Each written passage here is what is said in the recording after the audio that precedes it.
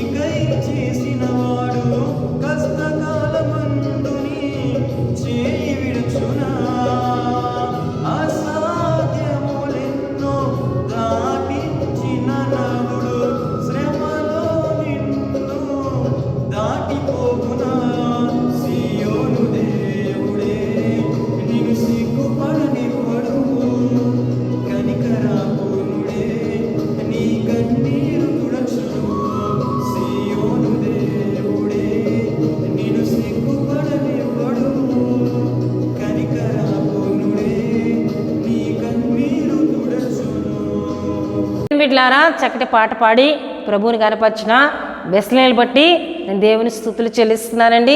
తనతో పాటు కలిసి ప్రభువును కనపరుస్తున్న మీ అందరిని బట్టి కూడా నేను దేవుని స్తుతులు చెల్లిస్తున్నానండి.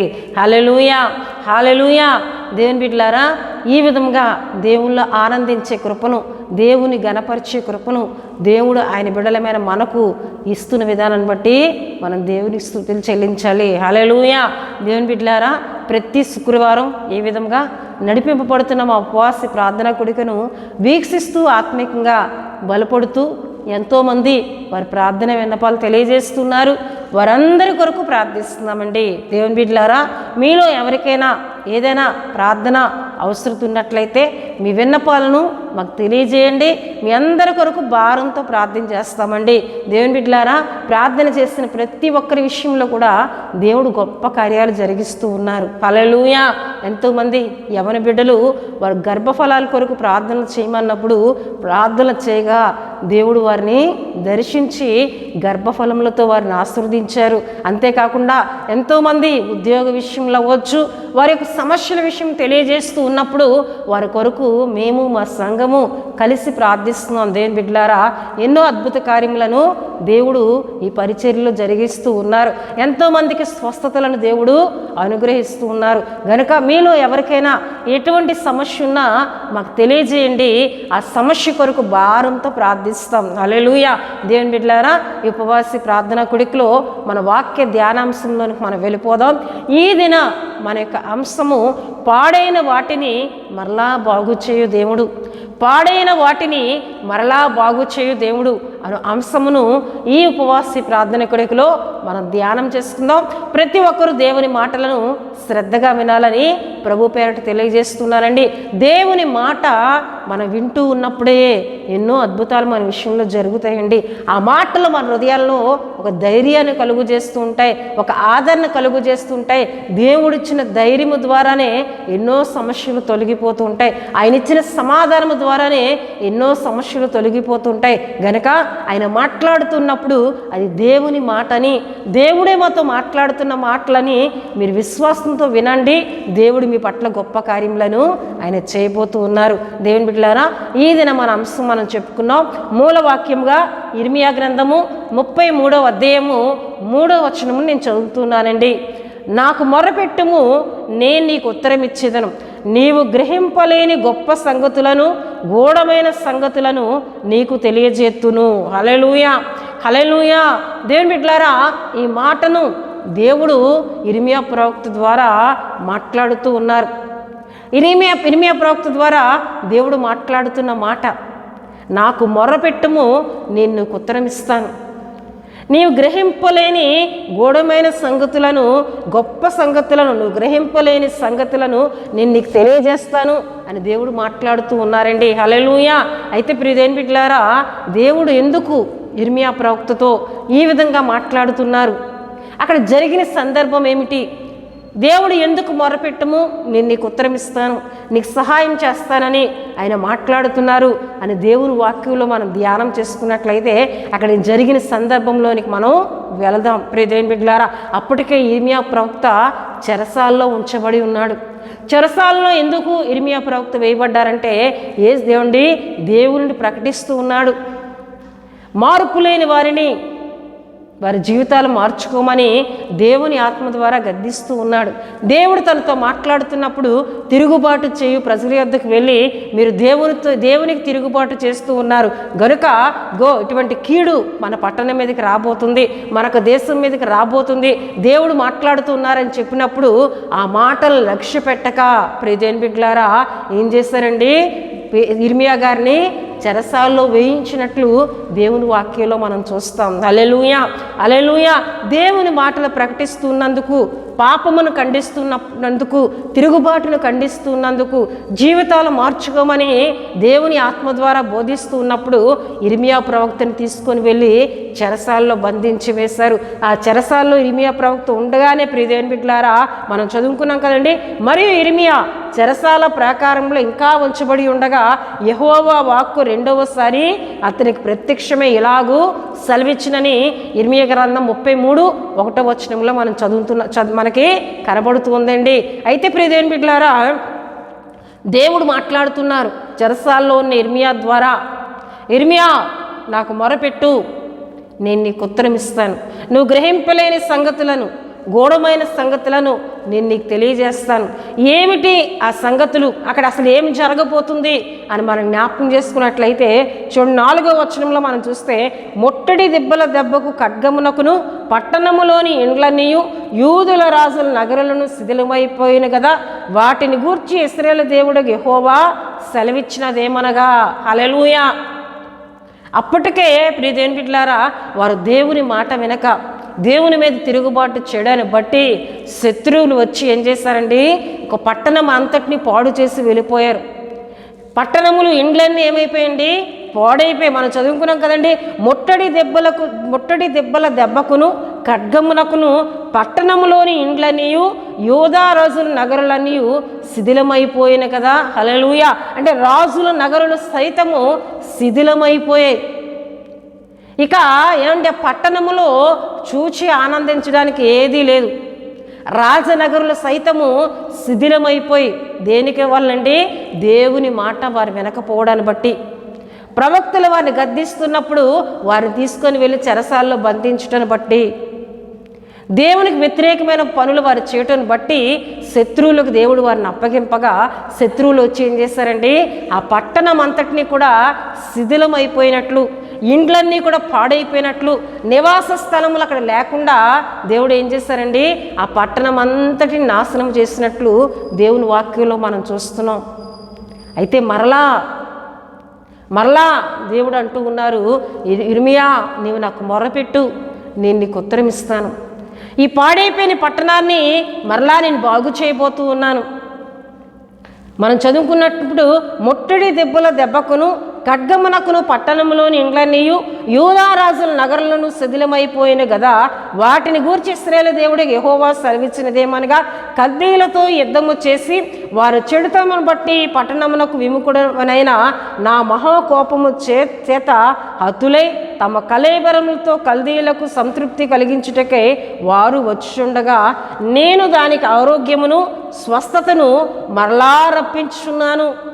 ఆ పట్టణానికి నేను మరలా ఆరోగ్యం అంటే సుందరమైన పట్టణముగా మరలా పాడైపోయిన పట్టణమును నేను చేయబోతూ ఉన్నాను.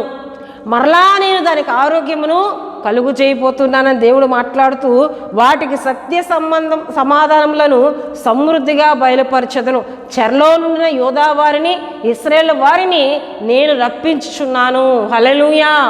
దేవుని బిడ్డలారా, మరలా చెరలో ఉన్న వారిని ఆయన తీసుకొని వచ్చి పాడైపోయిన పట్టణమును మరలా నేను బాగు చేస్తానని దేవుడు మాట్లాడుతూ ఉన్నారండి. హల్లెలూయా, హల్లెలూయా. మన అంశం చెప్పుకున్నాం కదండి, పాడైన వాటిని మరలా బాగు చేయు దేవుడు. పట్టణం పాడైపోయింది, దేవుని ప్రజలు ఏమంటే శత్రువులు ఆ బంధకముల్లోనికి వెళ్ళిపోయారు, చెరలో ఉన్నారు, వారిని అలా విడిచిపెట్టలేదు. కానీ వారి ఎళ్ళ మరలా ఆయన ఏమవుతున్నారండి, జాలిపడుతూ మరలా వారిని జ్ఞాపకం చేసుకొని మరలా వారిని నేను రప్పిస్తాను. ఏ పట్టణం అయితే పాడైపోయిందో, ఏ పట్టణం అయితే శిథిలమైపోయిందో, ఎండ్లన్నీ ఏ పట్టణం అయితే పాడైపోయి నివాస యోగ్యము కాకుండా మారిపోయాయో ఆ పట్టణముని నేను మరలా ఏం చేయబోతున్నాను, బాగు చేయబోతున్నాను. మరలా నేను సుందరమైన పట్టణముగా మార్చబోతూ ఉన్నాను. హల్లెలూయా, హల్లెలూయా. నిజమే దేవుని బిడ్డలారా, గడిచిన దినాల్లో మనం చూస్తే రష్యాకును ఉక్రెయిన్కు యుద్ధము జరిగినప్పుడు ఉక్రెయిన్ అనే దేశము చాలా చిన్న దేశం అయినప్పటికీ అదొక సుందరమైన దేశము, ఒక అందమైన దేశము. ప్రియ దేవుని బిడ్డలారా, అందమైన దేశమును రష్యా వాళ్ళు ఏం చేశారండి, ముట్టడి దెబ్బలుగా పాడైపోయిన దానిగా వాటన్నిటినీ కూడా కాల్చివేసి పట్టణమును పాడు చేశారు. ప్రియ దేవుని బిడ్డలారా, ఆ పట్టణం మునుపు చూసినప్పుడు ఎంతో అందమైన పట్టణం, ఎంతో అందమైన దేశము ఉక్రెయిన్ దేశం. కానీ ఇప్పుడు ఏమైపోయిందండి, ఏమండి, చూచి సంతోషించడానికి యోగ్యమైనదిగా లేకుండా దాన్ని అంతటినీ పాడు చేసి వెళ్ళిపోయారు. అట్టి రీతిగానే దేవుని బిడ్డలారా, యెరూషలేము పట్టణమును కూడా, యోదావారి పట్టణమును కూడా శత్రువులు వచ్చి ఏం చేస్తారండి, పాడు చేసేసారు. ప్రియ దేవుని బిడ్డలారా, పాడైన పట్టణముగా ఎవరైనా చూచడానికి చూసినప్పుడు అది యోగ్యమైన పట్టణము అని చెప్పకుండా ఆ పట్టణం అంతటిని కూడా ఏమండి ఒక రకమైన శిథిలమైన పోయిన పట్టణంగా మార్చివేశారు. దేవుడు అంటూ ఉన్నారు, అది దేవుడు ఏర్పరిచిన పట్టణం, దేవుడు ఏర్పరచుకున్న ప్రజల నివాసం చేసే స్థలము. ఆ స్థలమును ఆయన విడిచిపెట్టలేదండి. ఆ స్థలమును మరలా ఆయన ఏం చేయబోతున్నారు?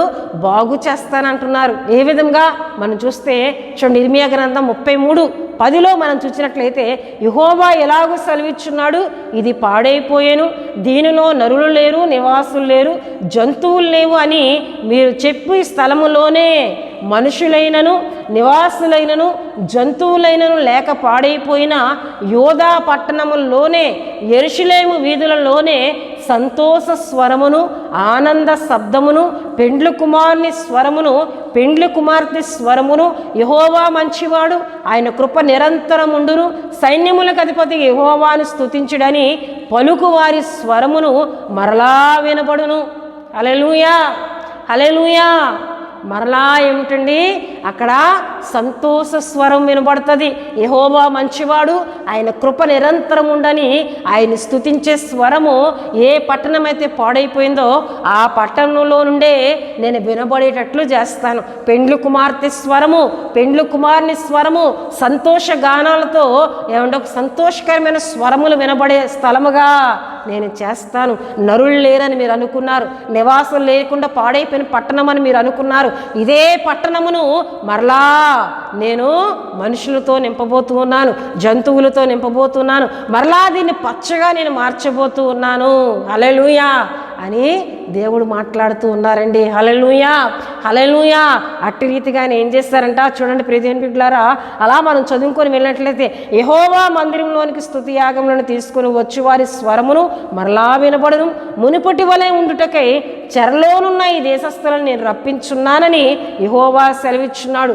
సైన్యములకు అధిపతికి యెహోవా ఎలాగో సెలవిచ్చున్నాడు, మనుషులైనను జంతువులైన లేక పాడై ఉన్న ఈ స్థలములోని దాని పట్టణములన్నిటిలోనూ గొర్రెల మందలను మేపుచు పరుండబెట్టు కాపర్లుందరు. మాన్యపు పట్టణముల్లోను మైదానపు పట్టణముల్లోను దక్షిణ దేశ పట్టణముల్లోను బెన్యామీను దేశములలోను యెరూషలేము ప్రాంత స్థలములలోను యోధా పట్టణముల్లోను మందలు లెక్కబెట్టు వారి చేత లెక్కింపబడునని యెహోవా సెలవిచ్చున్నాడు. హల్లెలూయా, హల్లెలూయా. మరలా గొర్రెల మందలను లెక్కబెట్టే గొర్రెల కాపర్లను ఈ స్థలంలో నేను ఉంచబోతున్నాను. హల్లెలూయా. మరలా నేను దీన్ని ఆశీర్వదింపబోతూ ఉన్నాను. హల్లెలూయా, హల్లెలూయా. దేవుని బిడ్డలారా, ఆయన పాడైన వాటిని పాడేటట్లు విడిచిపెట్టే దేవుడు కాదండి, మరలా బాగు చేసే దేవుడు, మరలా అక్కడ సుందరమైన పట్టణంగా దాన్ని మార్చివేసే దేవుడు. హల్లెలూయా. అందుకే యెషయా ప్రవక్త ద్వారా కూడా దేవుని ప్రజల విషయంలో దేవుడు ఒక మాట మాట్లాడుతున్నారు. చూడండి, యెషయా గ్రంథం 41:19 చెట్లు లేని మెట్టల మీదన నేను నదులను పారజేసేదను, లోయల మధ్యలను ఓటలను ఉపగజేసేదను, అరణ్యమును నీటి మడుగుగాను ఎండిన నేలను నీటి బొగ్గలుగా చేసేదను. హల్లెలూయా, హల్లెలూయా. ఎండిన నేలను నీటి బొగ్గలుగా నేను చేస్తాను, చెట్లు లేని మెట్టల మీద నేను నదులను పారజేస్తాను. హల్లెలూయా. దేవుడు ఏమీ లేని స్థలములోనే అద్భుతాలు చేయవాడు, ఏమీ లేక పాడైపోయినా దానినే మరలా బాగు చేయవాడు. చాలా సందర్భాల్లో మనం అనుకుంటాం, మనకు ఒక సమస్య పరిష్కరించబడాలి, నా దగ్గర ఏమీ లేదు, నేను దీన్ని ఎలా పరిష్కరించుకోగలను, నా దగ్గర ధనము లేదు, నా దగ్గర పేరు ప్రఖ్యాతులు లేవు, నాకు సహాయం చేయవారు కూడా లేరే, ఈ సమస్యను నేను ఎలా పరిష్కరించుకోగలను. నీ దగ్గర ఏమీ లేకపోయినా అది ఉండేటట్లు చేసే దేవుడు, ఉన్న వాటిని లేని వాటిగాను లేని వాటిని ఉన్న వాటిగాను మార్చగలిగిన దేవుడు ఆయన. హల్లెలూయా, హల్లెలూయా. ఆయన సమస్తము చేయగలిగిన దేవుడని నువ్వు విశ్వసించగలిగితే లేని దగ్గరే ఉన్నతమైన ఆశీర్వాదములు కలుగజేసే దేవుడు. ఎందుకంటే ఆయన 5 రొట్టెలను 2 చేపలను 5,000 మందికి ఆహారంగా మార్చిన దేవుడు, నీళ్లను ద్రాక్షరసంగా మార్చిన దేవుడు. ఆయనకి అసాధ్యమంతుంటే ఏది లేదు. పాడైపోయి శిథిలమైపోయిన పట్టణమును మరలా బాగు చేస్తున్న దేవునిగా ఇక్కడ దేవుని వాక్యంలో మనం చూస్తున్నాం. హల్లెలూయా, హల్లెలూయా. దేవుని బిడ్డలారా, కొన్ని సందర్భాల్లో మన ఆరోగ్యం పాడైపోయి ఉండొచ్చు, కొంతమందికి ఆరోగ్యము ఏమండి పాడైపోయి ఉండవచ్చు, ఎప్పుడూ ఏదో అనారోగ్యము, ఇక నేను బాగు చేయబడనేమో, ఇక నాకు ఆరోగ్యం రాదేమో, నాకు ఇంకా శక్తి లేదు అని నీవు అనుకోవలసిన అవసరత లేదు. నిన్ను బాగు చేయగలిగిన దేవుడు. హల్లెలూయా, హల్లెలూయా. దేవుని బిడ్డలారా, 12 సంవత్సరముల నుండి రక్తస్రావ రోగముతో బాధపడుతున్న స్త్రీ యేసుని గురించి విని ఆయన వస్త్రం మాత్రం ముట్టినా బాగుపడదని అనుకొని వెనుక నుండి వచ్చి ఆయన వస్త్రం ముట్టిన వెంటనే 12 సంవత్సరముల నుండి రక్తస్రావ రోగముతో బాధపడుతున్న ఆమె స్వస్థతను పొందుకుందండి. ఇక వైద్యుల చేత మరింత సంకటపడింది. ఆమెకున్న ధనమంతా వ్యయమైపోయింది. ఆమె దగ్గర ఎవరు కూర్చోలేని పరిస్థితి, దుర్వాసన కలిగిన అనారోగ్యం ఆమెది. కానీ ప్రియదేవుని బిడ్డలారా, యేసుక్రీస్తు ప్రభువారి యొక్క వస్త్రపు చెంగు ముట్టిన వెంటనే ఆయన ప్రభావం ఆమెలోనికి వెళ్ళింది. ఆమెకున్న రక్తధార కట్టెను అని అక్కడ దేవుని వాక్యంలో మనం చూస్తామండి. హల్లెలూయా, హల్లెలూయా. పాడైపోయిన ఆమె శరీరము, ఇక బాగు చేయబడలేని ఆమె శరీరమును ఆయన బాగు చేశాడండి. హల్లెలూయా, హల్లెలూయా. దేవుని బిడ్డలారా, దేవుని వాక్యంలో మనం చూసినట్లయితే కుష్టి రోగులను ఆయన స్వస్థపరిచాడు. కుష్ఠరోగం అనేది అది స్వస్థత లేనిది, అది దీర్ఘకాలం ఉండే వ్యాధి. కుష్ఠరోగులను ప్రియదేవుని బిడ్డలారా సమాజంలో ఉండనివ్వరు, ప్రజలు అసహ్యించుకునే అనారోగ్యం అది. అటువంటి వారిని సైతము ఆయన ముట్టి స్వస్థపరిచినట్లు దేవుని వాక్యంలో మనం చూస్తున్నాం. అంటే పాడైపోయిన శరీరములను, ఇక ఆరోగ్యం లేని శరీరములను ఆరోగ్యకరమైన వాటిగా మార్చే దేవుడు. హల్లెలూయా. నయమాను మనం చూస్తున్నాం కదా, నయమాను శరీరం అంతా కుష్ఠరోగమే, నయమాను శరీరం అంతా జబ్బు పడినదే. కానీ ఎలీషా ప్రవక్త ద్వారా దేవుడు మాట్లాడినప్పుడు యోర్దాను నీటిలోనికి వెళ్ళి 7 మార్లు మునగగా నయమాను యొక్క శరీరమును పసిపిల్ల దేహం వలె మార్చిన దేవుడు. హల్లెలూయా, హల్లెలూయా. నయమాను శరీరం అంతా కుష్ఠరోగమే, శరీరం అంతా కూడా ఎక్కడ చూసినా పుండ్లతోనే ఉంది, మచ్చలతో నింపబడి ఉంది, ఆరోగ్యము లేదు ఆయనకి. కానీ ఎలీషా ప్రవక్త ద్వారా దేవుడు చెప్పిన మాట ప్రకారం యోర్దాను నీటిలో 7 మార్లు మునిగిన నయమాను శరీరం ఎలా మారిందండి? పసి పిల్లవాని దేహం వలె మారిపోయింది. హల్లెలూయా. నీవు అనుకుంటున్నావు ఇక నాకు ఆరోగ్యము రాదేమో, ఎప్పుడు బలహీనురాలనే, ఇక నేను లేవలేనేమో, నేను నడవలేనేమో, నా పనులు నేను చేసుకోలేనేమో అని నీవు అనుకుంటున్నావు.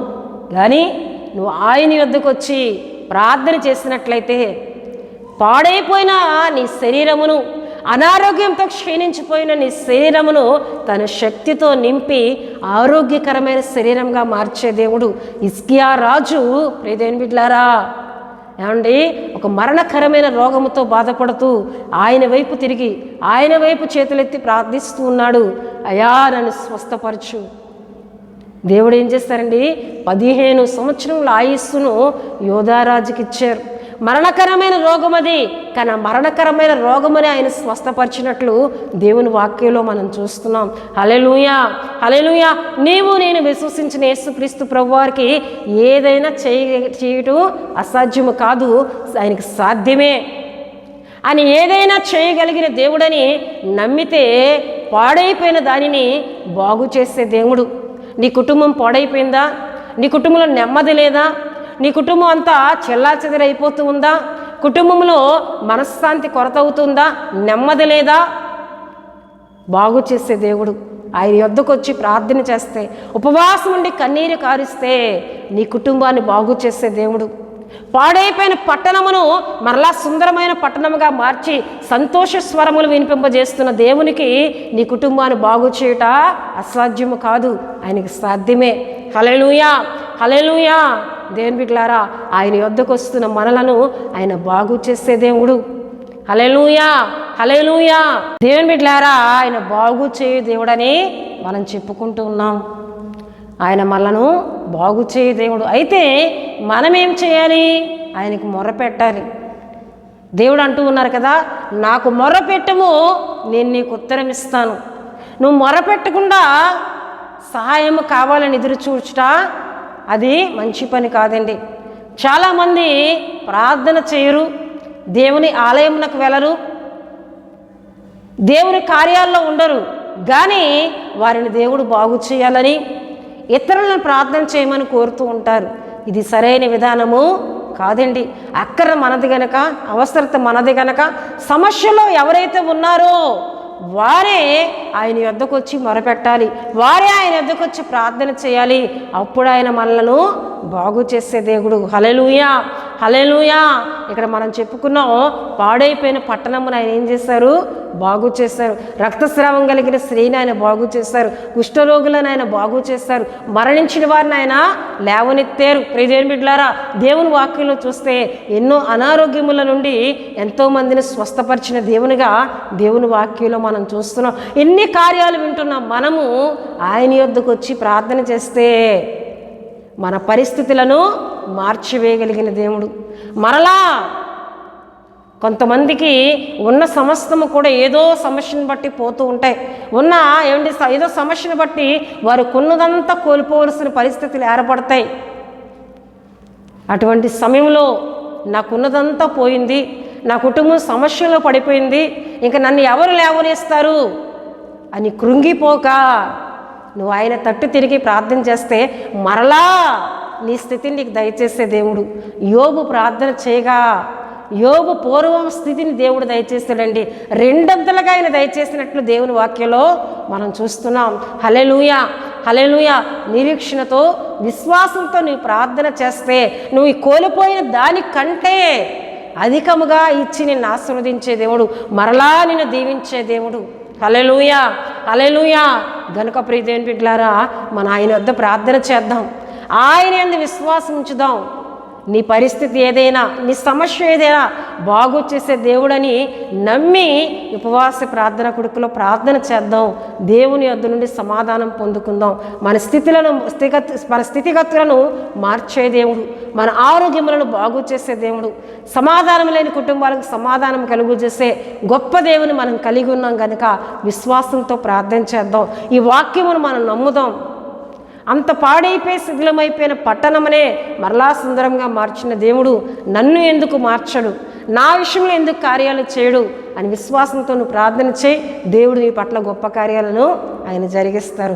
దేవుడు తన పరిశుద్ధ వాక్యమును మన వినికిడిలో దీవించునుగాక. దేవుని బిడ్డలారా, దేవుని మాటలు విన్నా మీ అందరి కొరకు నేను ప్రార్థిస్తున్నాను. మీ అక్కర్లన్నిటి కొరకు నేను ప్రార్థిస్తున్నాను. నేను ప్రార్థిస్తూ ఉన్నప్పుడు ప్రతి ఒక్కరూ నాతో ఏకీవించి ప్రార్థన చేయండి.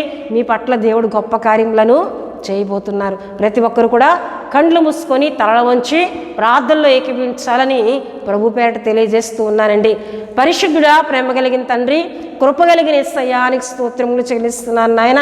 ఇంతవరకు ఎన్నో విలువైన విషయాల ద్వారా మా అందరితో మీరు మాట్లాడారు, మీకు వందనాలు. నిజమే, శిథిలమైపోయిన పట్టణమును అయా ఇక బాగు చేయబడదు అని అనుకునే పట్టణమును మరలా సుందరముగా మార్చారు. మరలా యెహోవా మంచివాడని స్తుతించే మనుషులను మీరు అక్కడ ఉంచారు. మరలా పెండ్లు కుమారుని స్వరమును, పెండ్లు కుమార్తె స్వరమును, అయా గొర్రెల మందలను లెక్కబెట్టు కాపర్లను మరలా ప్రభా పట్టణంలోనికి మీరు రప్పిస్తారని మీరు మాట్లాడుతూ ఉన్నారు. నీకు వందనాలు చెల్లిస్తున్నానయ్యా. మీ వద్దకు వచ్చి మిమ్మల్ని విశ్వసించి ప్రభా మేము ప్రార్థించినట్లయితే పాడైపోయిన మా ఆరోగ్యాలు, క్షీణించిపోయిన మా ఆరోగ్యాలను స్వస్థపరిచే దేవుడు అని, పాడైపోయిన కుటుంబాలను మరలా కొట్టే దేవుడు అని, మరలా బాగు చేసే దేవుడు అని మాట్లాడారు. మీకు వందనాలు. ఈ మాటలు విన్నా బిడ్డలందరినీ మీరు దీవించండి అయ్యా. ఈ మాటలు విన్న బిడ్డలందరిపై నీ కృపనుంచమని ప్రార్థిస్తున్నాను. ఈ సమయంలో ఈ ప్రార్థనలు ఏకీపిస్తున్న వారిలో ఎవరైనా బలహీనలుగా ఉంటే మీ గాయపడిన వస్తున్న వారిని తాకమని ప్రార్థిస్తున్నాను. యేసుక్రీస్తు నామములో స్వస్థత, ఆరోగ్యమును కలుగు చేయమని సందులో ప్రార్థిస్తున్నాను అయ్యా. అయ్యా నీకు వందనాలు. ఎటువంటి బలహీనతైనా, ఎటువంటి అనారోగ్యమైనా, ఎటువంటి శరీర రోగమైనా ప్రభువా, దీర్ఘకాల వ్యాధులైనా నజరుడైన యేసుక్రీస్తు నామములో వారి శరీరములు విడిచి పొమ్మని ఆజ్ఞాపిస్తున్నానయ్యా. మీ రక్తమును వారి మీద ప్రోక్షించండి, మీ హస్తమును వారి మీద పెట్టండి ప్రభువా. అయ్యా ప్రతి అనారోగ్యమును స్వస్థపరచమని ప్రార్థిస్తున్నాను. ఆరోగ్యమును కలుగు చేయమని ప్రార్థిస్తున్నానయ్యా. తండ్రి మీకు వందనాలు. అలాగే సమస్యలు ఎంతోమంది ఉన్నారు, నెమ్మది లేని కుటుంబాలు, సమాధానము లేని కుటుంబాలు ప్రభువా, నిత్యము గొడవలతో కొట్లాటలో ప్రభా రక్షణ లేని కుటుంబాలుగా ఎన్నో కుటుంబాలు ఉన్నాయా. అటువంటి కుటుంబాలన్నిటినీ కూడా మీ చేతుల్లో పెడుతూ ఉన్నాను, మీకు అప్పగిస్తూ ఉన్నాను తండ్రి. మీరు జ్ఞాపకం చేసుకోండి, మీరు జ్ఞాపకం చేసుకోమని సందులో ప్రార్థిస్తున్నానయ్యా. యేసుక్రీస్తు నామములో అటువంటి కుటుంబాలకు సమాధానము నెమ్మది కలుగునుగాక నేను ప్రార్థిస్తున్నాను. అటువంటి కుటుంబాలకు రక్షణ కలుగునుగాకని ప్రార్థిస్తున్నానయ్యా. అయ్యా నెమ్మది సమాధానము యేసుక్రీస్తు నామములో మీరు దయచేయండి. పరిశుద్ధుడా మీకు వందనాలు.